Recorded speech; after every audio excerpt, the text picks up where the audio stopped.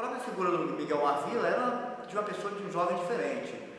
Óculos de grossos aros, então isso já mostrava que era um intelectual profundo, né? A correção na expressão.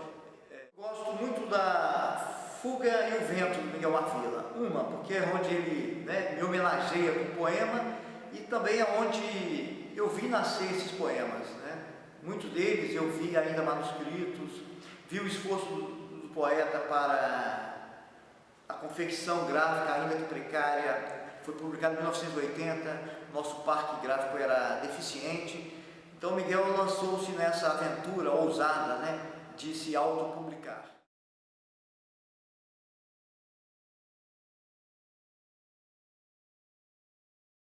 Poema ao ofício, Amar Costa Tavares. Imprescindível o uso da janela, é teu ofício pretender a lua. Gente, eu estou procurando os meus óculos. Alguém viu? Não. Não são esses aqui, não.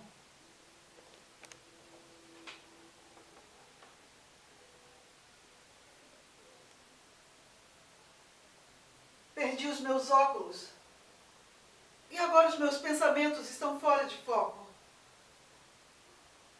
Perdi os meus óculos. E agora os meus pensamentos estão fora de foco.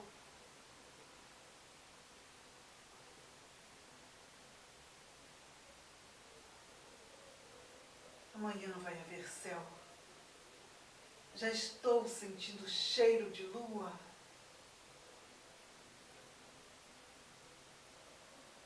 Não posso prescindir da janela. É meu ofício pretender a lua. A lua é a musa. A própria poesia com que o poeta sela o seu compromisso. Poeta usado. Safra 1959. Ainda em razoável estado de conservação. Proprietário de quase nada, a não ser de uma penca de CDs, DVDs e livros, todos lidos, vistos, ouvidos, não necessariamente nessa obra, e de uma alma ampla e arejada, com vista apenas para as coisas boas. Mestre em História Antiga pela UFES por puro prazer, autor de um bocado de livros de poesia. Dédalo, Sonetos da Despaixão, Tanto Amar, Lição de Labirinto, por exemplo.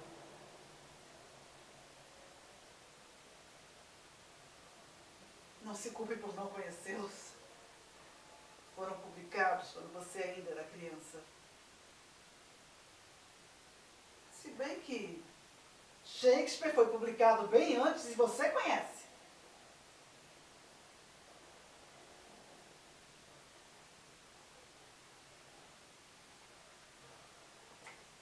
E a biógrafa Joana d'Arc Herrenhoff, autora de Dédalo no Centro do Labirinto, Miguel Marvila, Vida e Obra, assim ela descreve o poeta. Para mim, Marvila nasceu em 1987, no campus da Universidade Federal do Espírito Santo, em uma longa conversa em que pude me desafogar das teóricas aulas de literatura e me deparei com a poesia ao vivo. Miguel a carrega consigo nos olhos, nas palavras. Tal Borges deixa-nos sempre em dúvida entre real e ficção. Tem ótimas histórias a contar e um arsenal de leituras a partilhar. E ainda, segundo Jorge Elias, Miguel é certamente um dos maiores poetas da história do Espírito Santo. Ele, que surgiu nos anos 80 como poeta da geração marginal, das impressões mimeografadas e postura de protesto contra os cânones e tradições literárias. Entretanto, Marvila se destacava pelo seu forte apuro formal.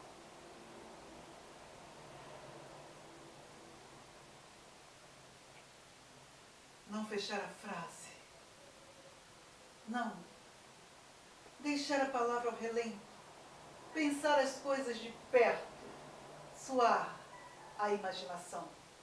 Amar a solta emoção. por baixo do pensamento.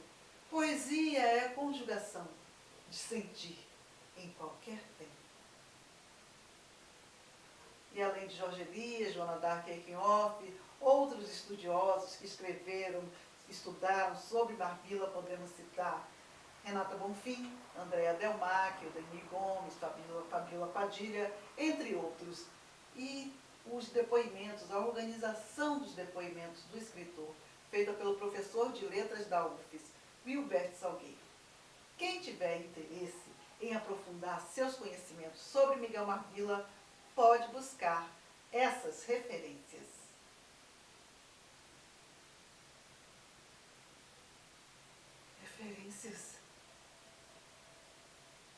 Referências são tantas, desde a infância, a Bíblia, Shakespeare, Bernard Shaw, Joyce, no original. Tennessee Williams, Pessoa, Drummond, Oscar Gama, Gabriel Garcia Marques, a melhor literatura do planeta.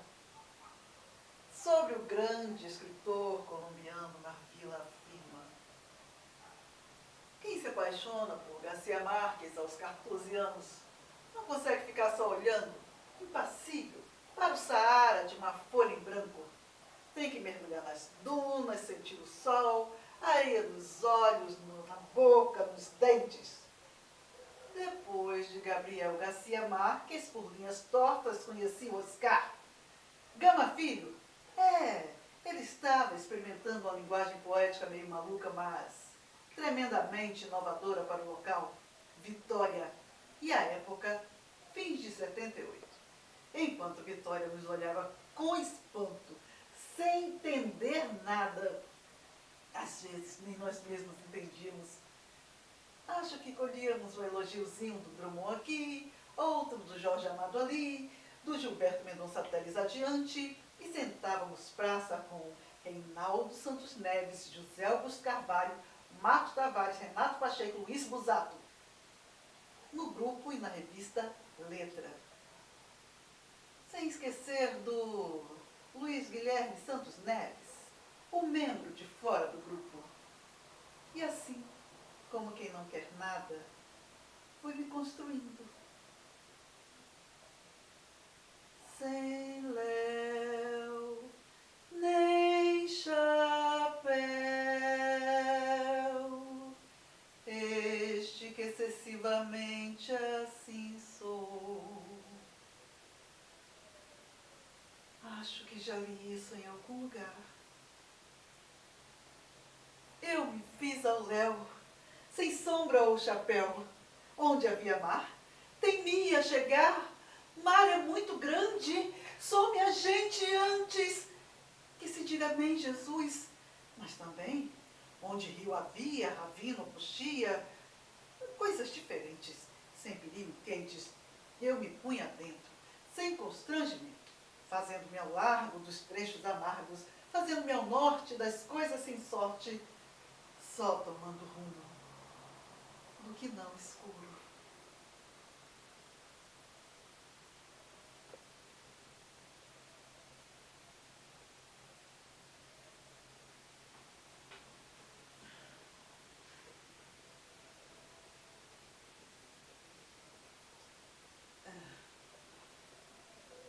Quando mesmo foi que você publicou o seu primeiro livro?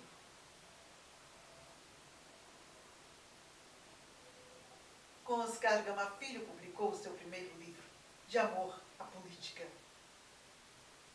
Acreditem, o livro é bem melhor que o título. 1978, em edição mimeografada.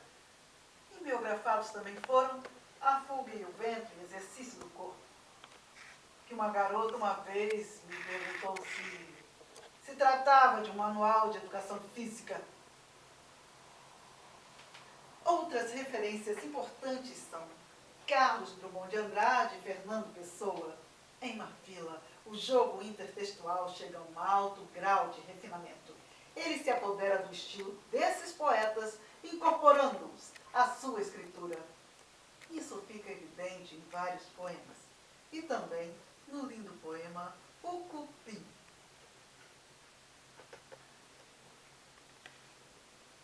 O cupim mergulha em meu livro de Fernando Pessoa até o fundo de mim. Corrói folha por folha, e a emoção, esta capa ousada que me ficou de sobra, trabalha concentrado em seu túnel de papel, labirinto de palavras, e não decifra, mas devora. Corrói os English poems, e nunca termina sua corrosão térmita. Em Epitálame 1, cada fonema indecente lhe serve de teta, noivo recente. O cupim em sua fome destrói a celulose o homem, a cola, o corante, o amante, e não tem fim. Eu e Pessoa? Sim.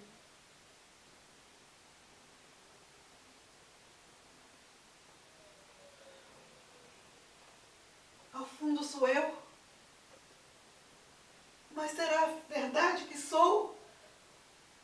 O fundo é que me venda? Terei mesmo essa identidade? Feita de tinta apenas?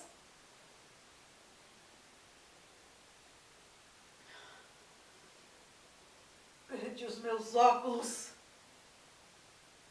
E agora os meus pensamentos estão fora de foco.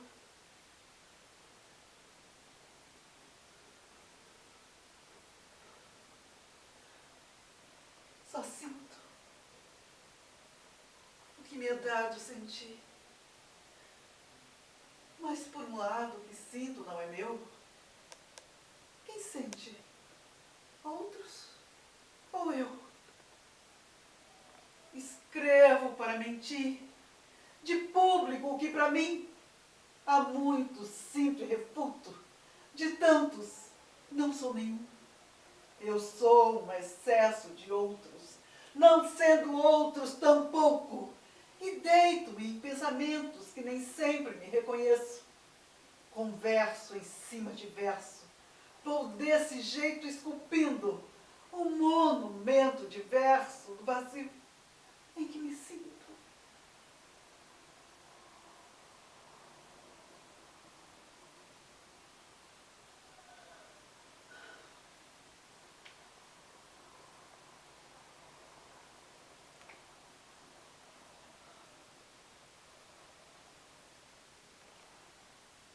Drummond.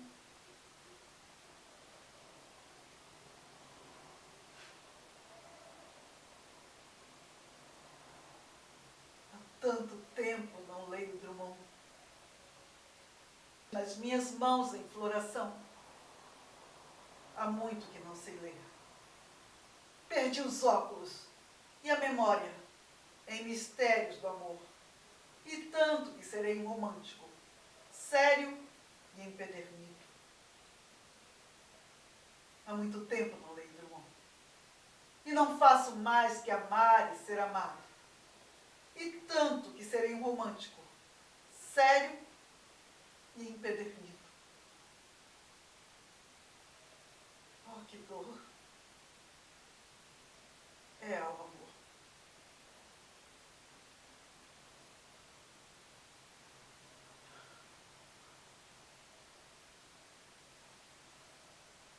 E por falar em amor, sou mesmo um grande poeta para falar de amor assim, em uma das suas mais belas construções poéticas, entre tantas, o outro homem, da mulher que amo. Eu, você, ele, somos um. O outro homem da mulher que amo. Há nele as minhas marcas que são dela. E sempre encontro indícios dele quando ela se despe e abre e posso tê-la. No corpo dela, o gotejar frequente de nós, formando sulcos, vias, trilhas, dentro da noite em que ela se oferece. Não deixa que nos sobre alternativa. Eu sigo os mapas dele acrescentando ao já sabido, as minhas descobertas. E ele me segue na mulher que amamos, pois tanta variante há no caminho, que ou dois ou nada, um de nós apenas não vai sobreviver nela sozinho. As mulheres escancaram as portas e a lua passa em ritmo de valsa. Tantas mulheres. Segundo o amigo Marcos Tavares, ele se apaixonava fácil. E a cada paixão, um novo poema.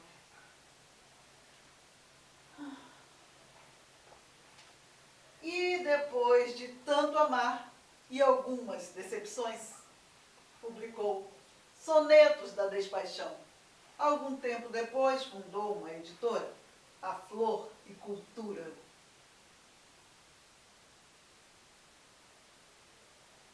Se era para não comer, por que havia esta fruta ao léu de pegar, madura?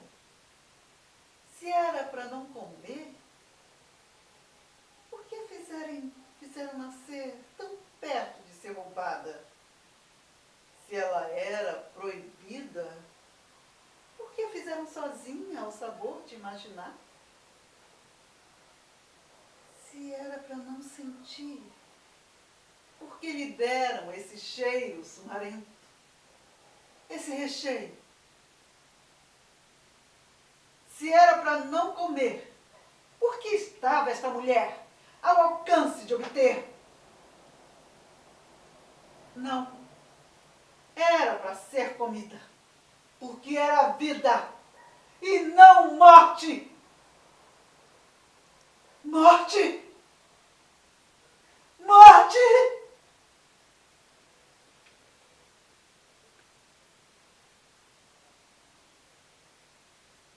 Os mortos estão livres.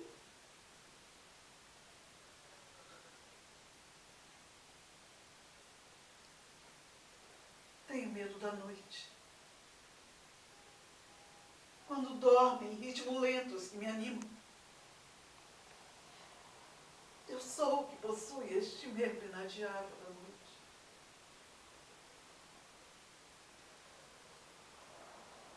Se há que morrer,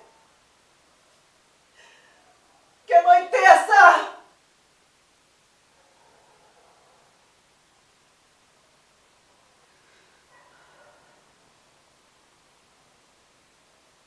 A noite é um emaranhado de obstáculos, como convém a uma noite. O que respiro é falso e insubmisso. Caras estranhas me pesadelam o sono. Um calafrio é minha única resposta. É nesta noite que te procuro. E onde te criarei, palavra? Que verbo me contentará a não ser o teu alcance? É nesta noite que, te sabendo, me lambuzarei do teu riso e não te quererei mais que silêncios entre dois olhares furtivos. É nesta noite de obstáculos, como convém a uma noite, que te lutarei e serás batalha e prêmio, pois esta é a noite com que te sonho, como convém a uma noite.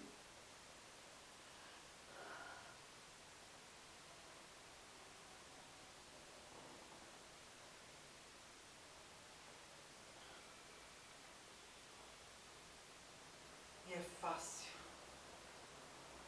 entre coisas tão banais, trazer à tona a impressão de que viver é assim.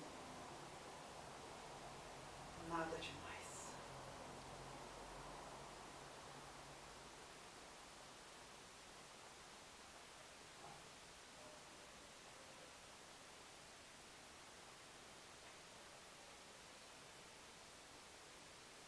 Murchas. As rosas já não surtem seus efeitos de rosas.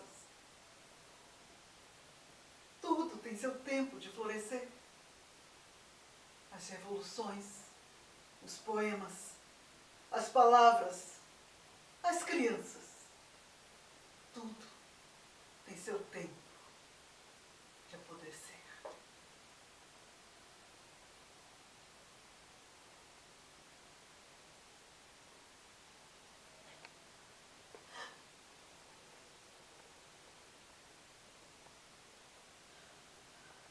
Os ratos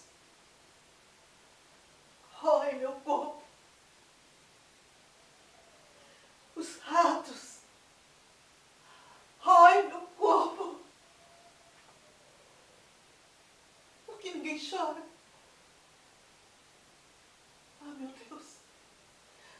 Se alguém chorasse, talvez eu soubesse de pronto que estou vivo. Talvez até gritasse.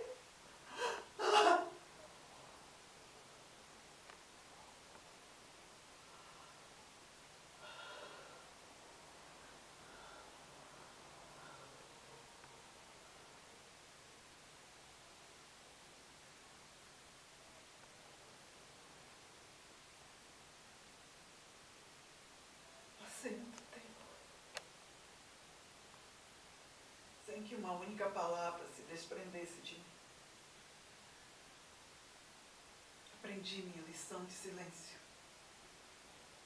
Falei por olhares e gestos, tanto quanto sei, incompletos. E guardei comigo todos os sons que eu não pronunciava, temendo que me fugissem. Escondi palavras e termos como conquista, complexo de Édipo, mal resolvido. Em local ermo, e nem por mim sabido. Fiz compor com a quietude, com concertos, com solos de violinos mudos em alegro, terceiro movimento. Eu só queria estar quieto e ser, em meu mutismo, a música e o maestro.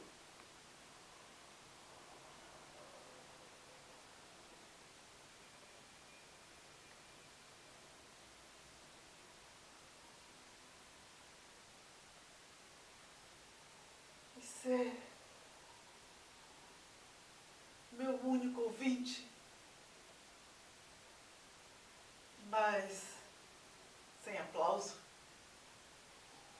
Que artista quer ficar no palco? E eis-me de volta ao dicionário e à acústica, mas de sintaxe, semântica, línguas românicas, saxônicas, gramática, ilusão. Dessas coisas não entendo nada, de forma que agora travo um reconhecimento diário com a minha inimiga, que é a palavra.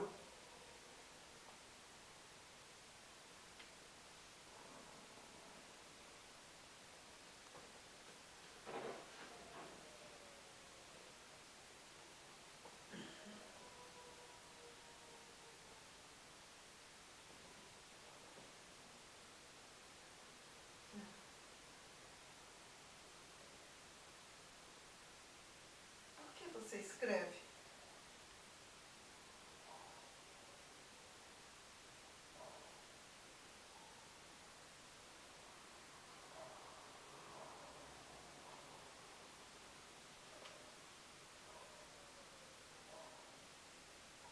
Não posso prescindir da janela. É meu ofício pretender a lua. Não posso prescindir da janela. É meu ofício pretender a lua. Não posso prescindir da janela. É meu ofício pretender a lua.